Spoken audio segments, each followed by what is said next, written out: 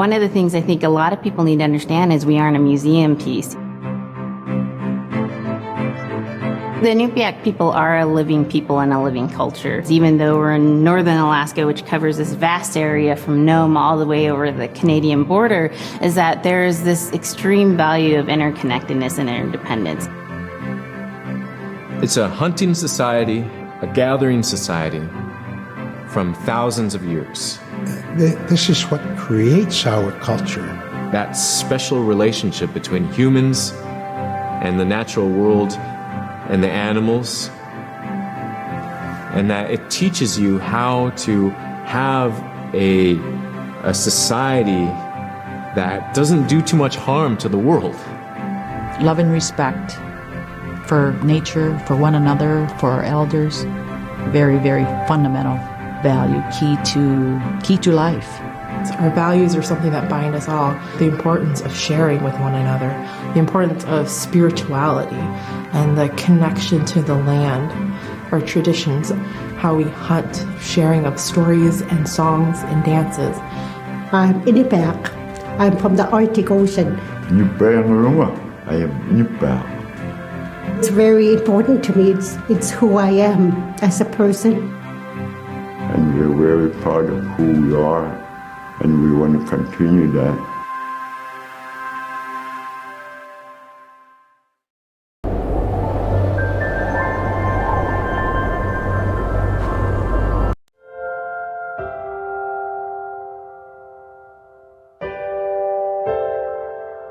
It'd be busy, busy, busy all through the day.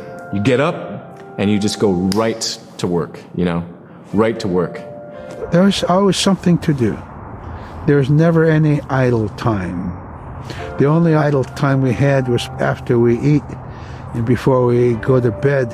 One of the older people would be relaxing, laying down there and saying, it'd be really nice to hear a story. And then just organically, someone would just start telling a story. Storytelling for the Inupiaq people is very important because it not only created that sense of community, but is a way to pass on wisdom to the next generation. It was like TV, It was just like, it was as good as any movie you've ever seen. And the storyteller told it so clearly that it was just as powerful as any of the greatest movie blockbusters you've ever seen. There was a reason behind the stories that we were told because they held traditional knowledge. They held things that we might need to know in life, whether it was about how to find food or how to survive, or it was about well-being and the importance of connecting with people and being a good member of the community. We all do stories. We all live in stories. We all tell stories to our friends. And they need to be told. They need to be heard.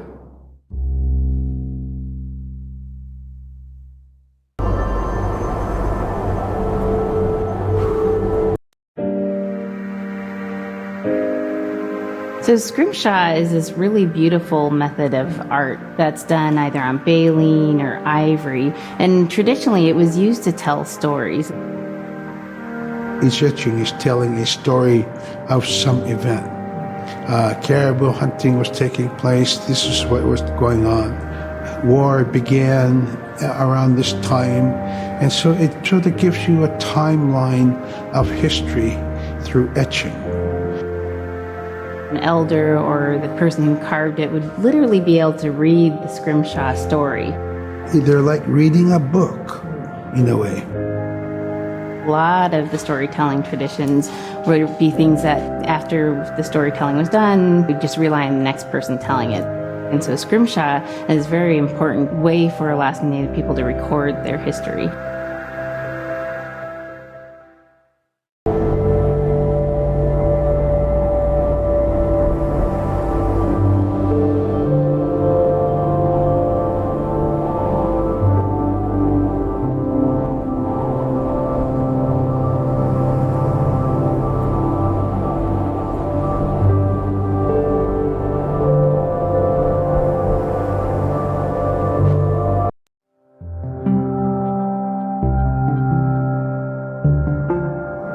When I was growing up, my grandpa had a pet white fox.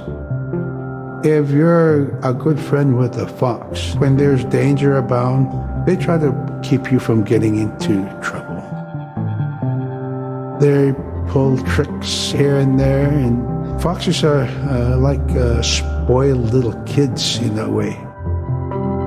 When you let her out, she'd go prancing out in the snow, jumping in the air. I know she was happy then. Come running at me and jump on my chest, knock me backwards, lick my face, and I try not to let it. So that was my memory of my grandpa's pet fox.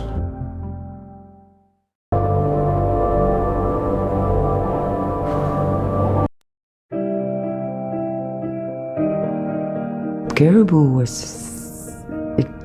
it provided for us in many ways. Our clothing in those days was made of all caribou skin. I grew up wearing caribou pants, mittens, caribou skin mattress, blankets. Some people had boots that were made with wolf leggings, sealskin sole bottoms. Baleen was shaved to make insoles. They kept us quite dry and warm as well. But the caribou skin clothing was the best. We would get as many yearlings as we could for our outer clothing. And for a heavy winter, we would get caribou in February or March because the hair was the longest and the skin was the thickest, and we would use those for our winter gear. With that stuff on, you could sleep outside in 50 below and it wouldn't bother you a bit.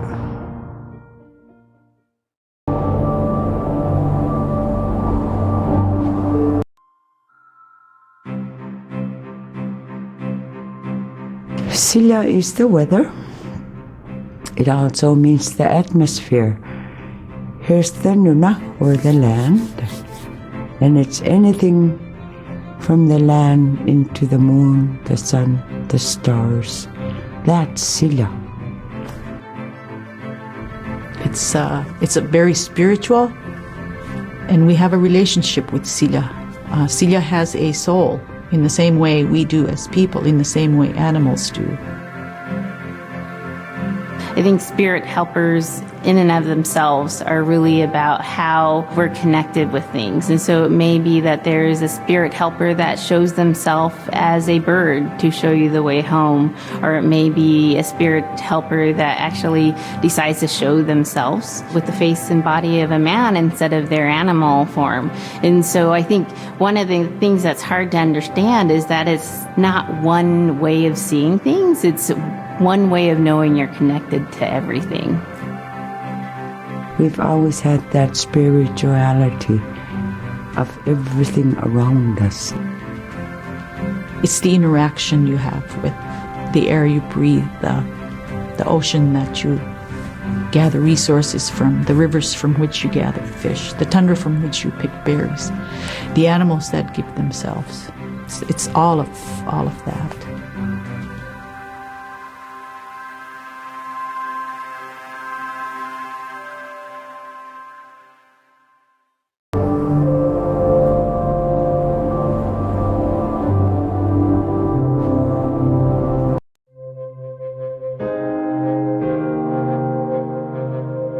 In the winter, when we were traveling, we didn't build sod houses, we built snow houses. In Canada, they call them igloo, but here in Alaska, we call them apuyak. We'd do a day of travel, and then we'd make a apuyak. The next day, my father would set traps, spend the day there, rest the dogs, give them something to eat, and then the following day, we continued to the next place. We'd go to my dad's sister, who had a house at Dubarg. They had a small sod house over there. We didn't have to do anything. We just visit with them, and my dad and my sister were glad to see each other, and they'd talk away while us kids played outside or go to sleep. By the time we get back to our home, my father would leave us with our aunt or with my grandmother, and then he'd start on his trips and go check his trap line. We were not into 8 to 5 kind of time, you know. We're in a total different kind. We're in ecological time.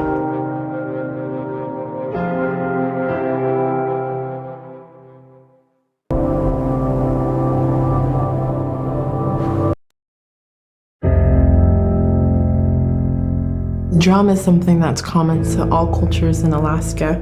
All cultures have a drum that may have some stylistic differences or differences in the materials that it's made, but it's still in recognition of life and vitality.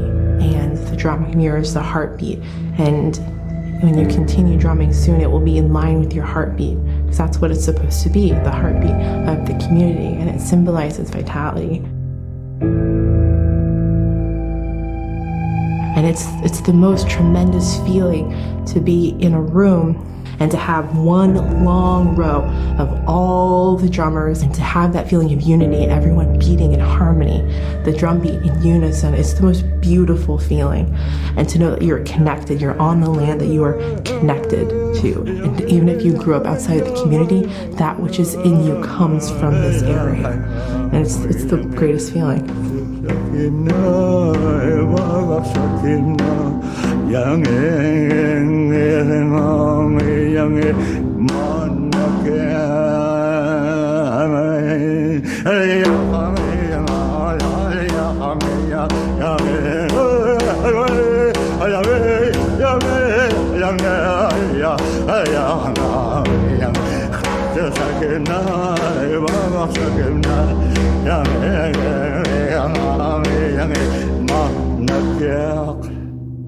Man, I went at it and look what happens. Oh.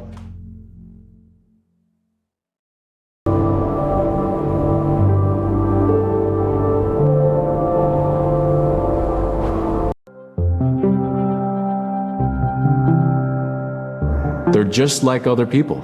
They just happen to be very small and extremely strong. These are stories that are common throughout Alaska. It's normally that people are in a size from your elbow to the tips of your fingers, and they possess superhuman strength. So they may be tiny, but they can carry a whole caribou. And if you go up north and you talk to a number of the people in the community, they'll talk about having seen the little people. There's a place at home that we know, but we don't profess it to anybody. But it's not like the boogeyman. They can be mischievous, they can be ornery, or they can be helpers. And every now and then, we might have the opportunity to see them, especially if they want us to see them.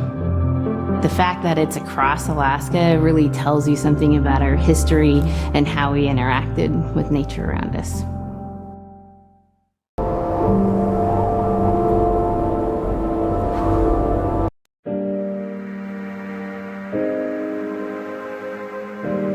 The bola is what we call kilamitan.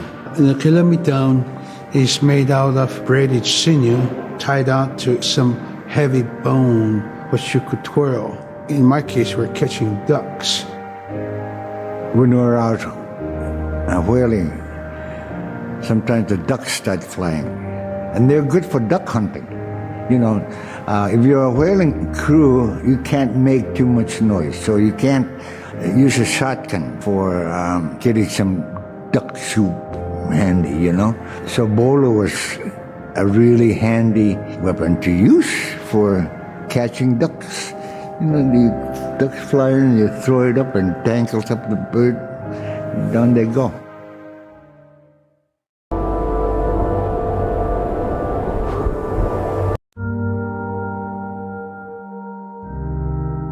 The scaredest I've ever been, I was 12 years old.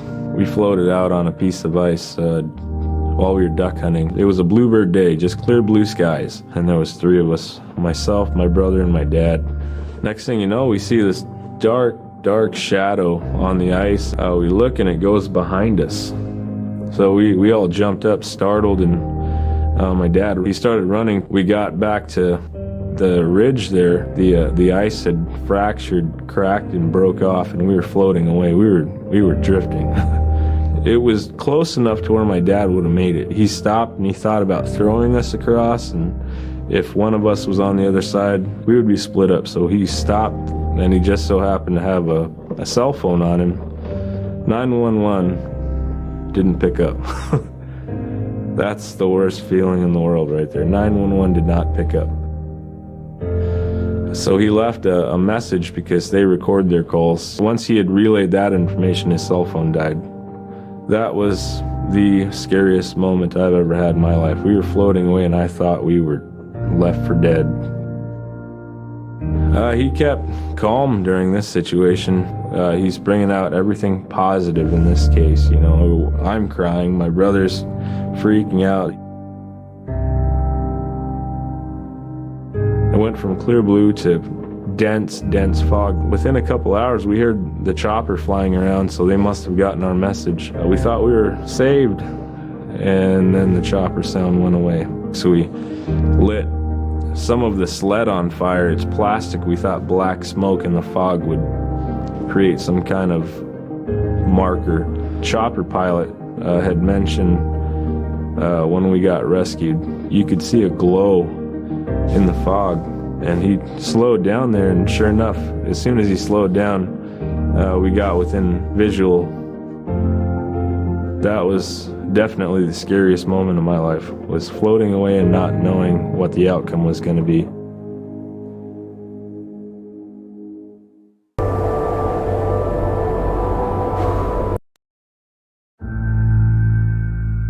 We're very much aware of the climate change. And it's been for many years, even before climatologists were noticing this change, Inuit were already saying, Sila alangoktok. Our climate is changing. If the heat is going the way it is right now, for us it's going to be pretty bad. Different birds are coming, and they're coming earlier, and sometimes rain is more than what we want. Because when there's more rain, we know it's going to melt the permafrost. In my time as a young whaler, when I was 9 years old, we're hunting from ice that was about 25 feet thick. And there's giant icebergs already floating, coming by. That was the first signs of a changing climate. Ice that never broke before was now moving. Now, here it is 50 years later, we're hunting whale from ice that's 18 inches thick. There's no more thick ice. It's creating a malfunction in our whaling season, is what it is. Actually, more than that, all seasons in general. I think we are more scientists than more people will realize. We have more knowledge of those things than people will ever know.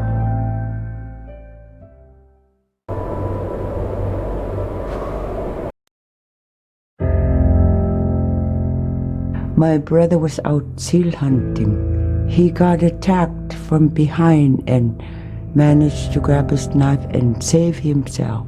When he came to realize, oh no, it's a mother.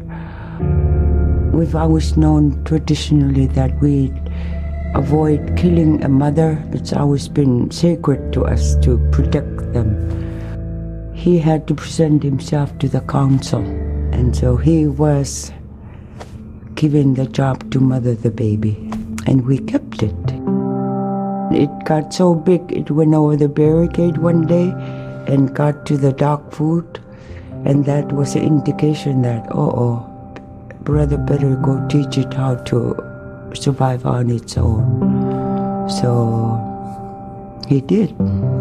I really got attached to the bear because I more or less grew up with it. And some days when brother took him walking, once in a great while he'd put me on the bear and I would ride on it like a horse. I was just happiest little girl in the world.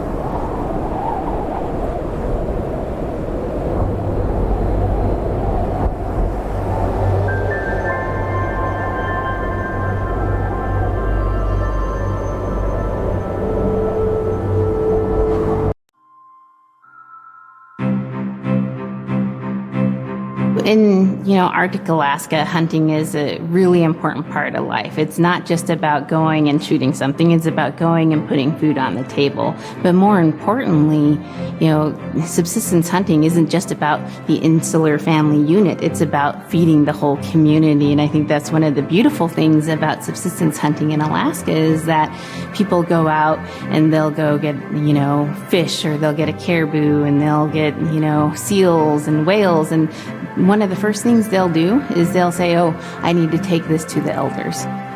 This isn't just about one individual surviving or one family surviving. It's about the whole community. We didn't just go out and kill and put in a freezer. It's like a ritual that I learned from my parents. It's all about relationship. I don't know. I think there's a lot of camaraderie involved, and just being out on the land or being out on the ocean. It's like getting back in tune. I'd rather be out there. To me, once I go out there, it's the world that I learn from.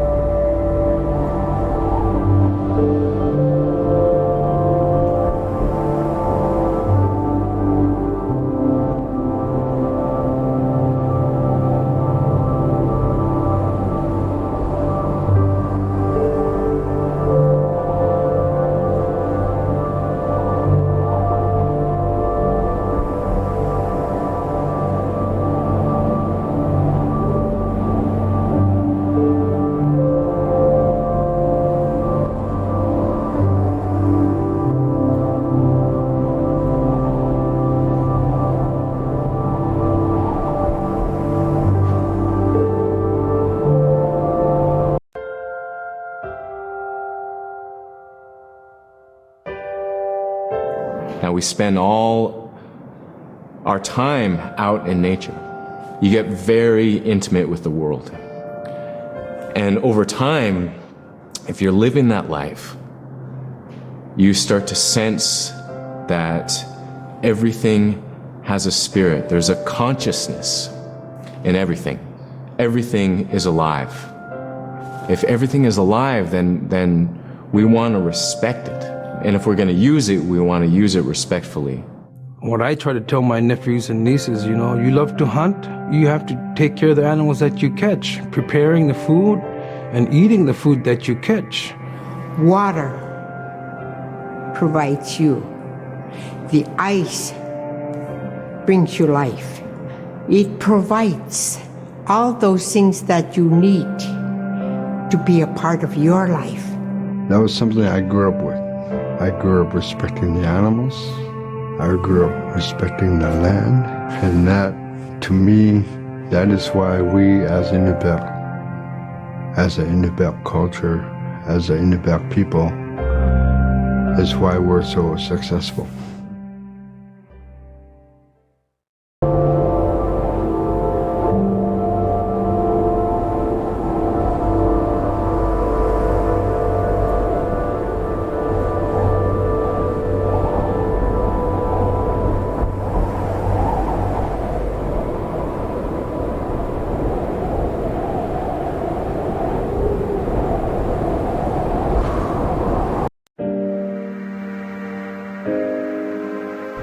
I think most central to the ideology of the Inupiat is the idea of sharing. Being able to feed the community, feed others. That's why we hunt. In the old days, that's what you needed to survive. The sharing is important because it's how the community survives together collectively. We just give. That's how I grew up. That's the way I'm always going to be. Because of who we are, we always think about other people first. If our people didn't share in the old days, we wouldn't have survived in this harsh, climate, environment.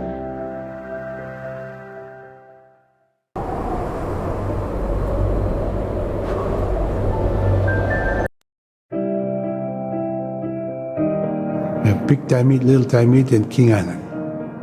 And in those three islands are the stepping stones to get to America. So King Island is this absolutely beautiful place off the coast of Alaska. And if you can imagine being on this really kind of rocky island that kind of shoots up from the water to these cliffs, and then all of a sudden you see these stilts, and then you look up and there are these houses. They were built on the cliff up high because of the ice. Being an island in the Bering Sea, you have ice that's being pushed by the winds onto the island. So it's going to pile up 50, 60 feet high.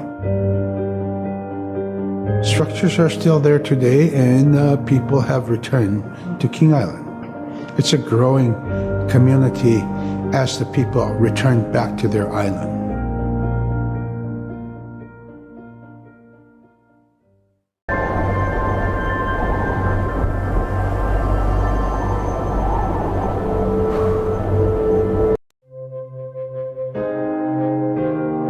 When I was young, my mom, whenever the Northern Lights came out, she'd just whistle.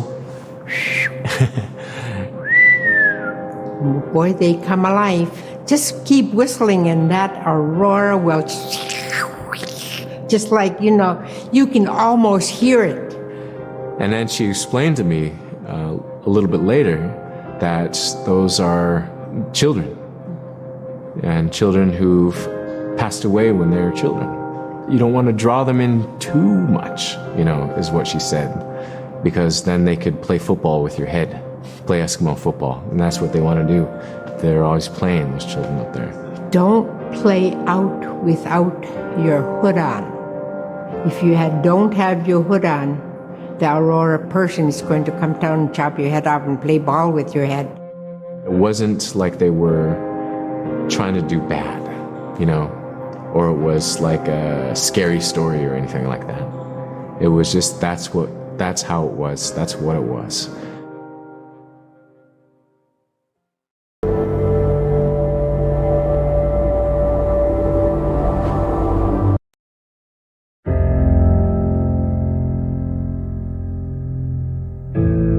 In the month of November, there's no sun. So during that dark time, we travel by the light of the moon. It's quite different. Everything was silver and black.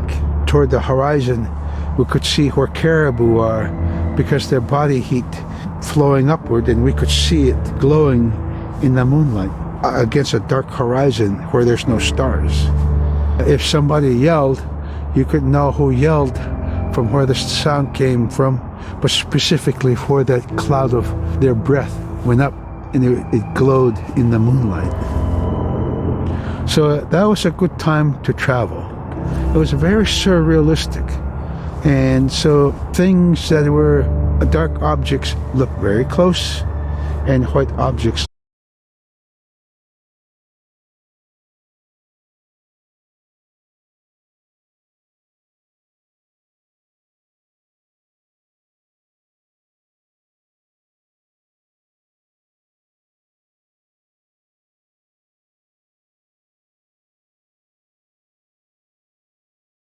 me out, please help me, And so then he lets the man out, but then realizes that was actually a seal.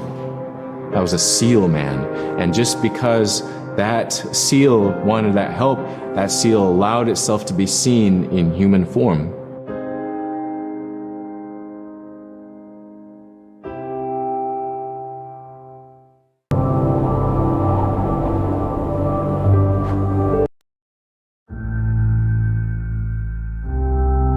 we have our Dimi, the body, which returns to Nuna, the earth.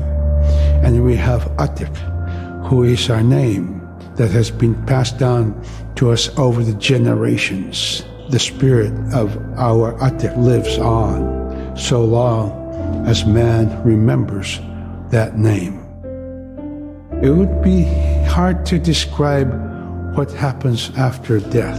The feeling is that when our Anik returns to Sila, then that may be reborn if the name is passed on to a new child who can then retain some of the memories of the original name And so it's not uncommon for grown-ups or adults to meet a child who has the same name maybe as their grandmother and say, "Hi, Aka," which means grandma, "Hi, Appa," or "Hi, little mom," or "Hi, little dad," because it's the traditional belief that their soul, is continuing on.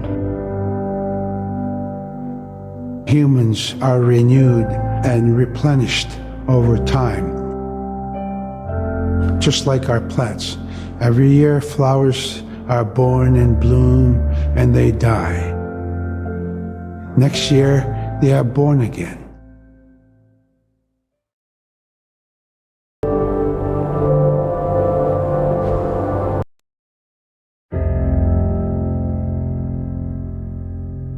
So a recurring type of character in Inupiaq stories is the manslayer. And the manslayer is kind of this bad guy. And I think really what's at risk when the manslayer comes into story is the livelihood of individuals and the whole community. And so the manslayer is really used as a way to say, don't act only for yourself. Always hold the community in your heart. Oftentimes in these stories, there is one person that will stand up. And what this humble person will represent, who faces that manslayer, is a return to order, a return to true living in the community. And it just takes that one person. It could just be that one person that can help to change everything. Because everyone wants to live a good life. Everyone wants to have a good community.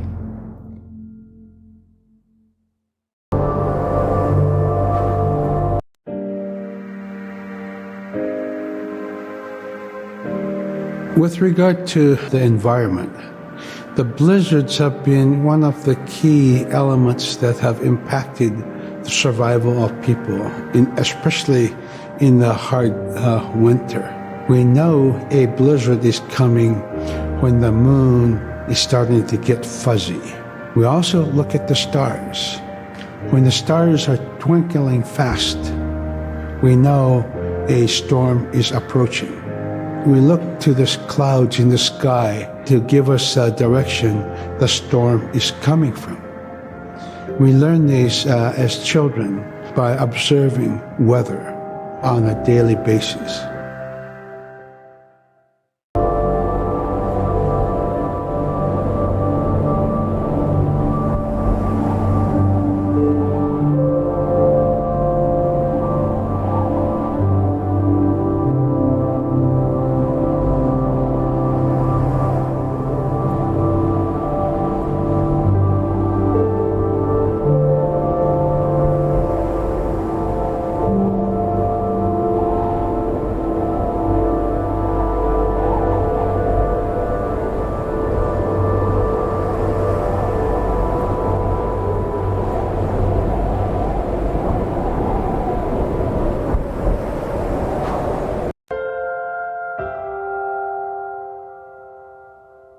With the story of Kunuk Sayuka, told by Robert Cleveland, it's just a masterwork. It's a well-known story among the Inupiaq people, and in our case, of producing a video game that really reflects indigenous heritage. It captures the imagination, and it's something that you have a very specific kind of task to do.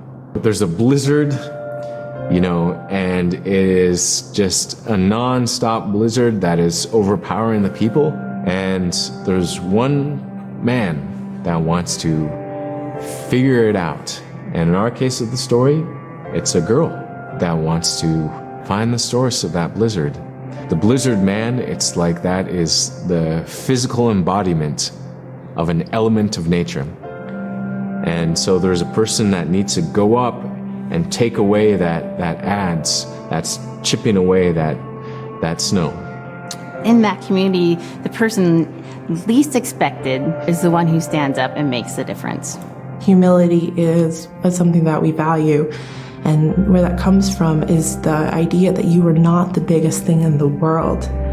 And when you live in an extreme environment like where the Inuit reside, you are at the whim of the environment, of the climate, of the animals. You can be as prepared as you can, by learning from your elders that, you're not the biggest force in the world.